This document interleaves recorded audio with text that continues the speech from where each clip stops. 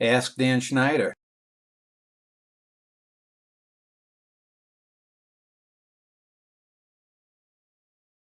Nikki M. asked me, Dan, who are the best writers besides yourself or anyone that you have known personally who you would rank as the best in particular writing genres? Well, thank you for the question. People will probably know this by now because I probably mention these people all the time.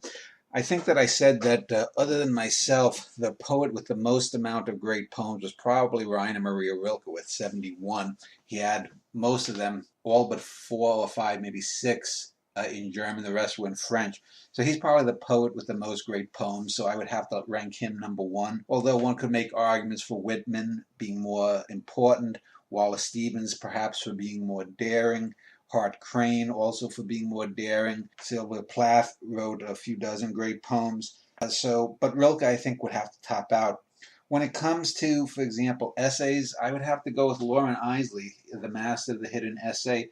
I would go with Isley over someone like even Mark Twain or James Baldwin. Isley was far more radical in that he made science very personal, and that's far more difficult to do than the political essays of Baldwin or Twain. When it comes to playwriting, I have to go with Eugene O'Neill. I think he towers above the modernists, and the modernists were the best playwrights ever, far better than Shakespeare. I really can't even think of anyone in this class, with the exception perhaps of Tennessee Williams. So I have to go there. When it comes to, for example, humor, certainly Oscar Wilde and Mark Twain come up as probably the two funniest writers ever published in terms of playwriting. Oscar Wilde is the dominant comedic playwright. This isn't to say that there haven't been others, but Wilde can just turn a phrase like no one else, and Twain, with his short stories especially, has that covered. With memoirs, I'd have to again go with Lauren Isley. Lauren Isley's memoir writing is really non-pareil, and probably the last category would be novels.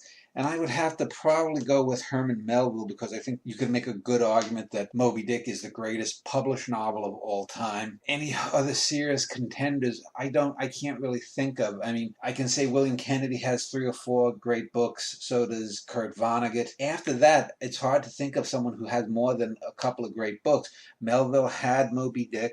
Omo and Taipi are very good, bordering on great. They've been seriously underrated. Some of his other stuff, White Jacket, Benito Cereno, Billy Budd, Bartleby the Scrivener is a great short story. If I go for short stories, probably in terms of numbers, Chekhov would probably be there.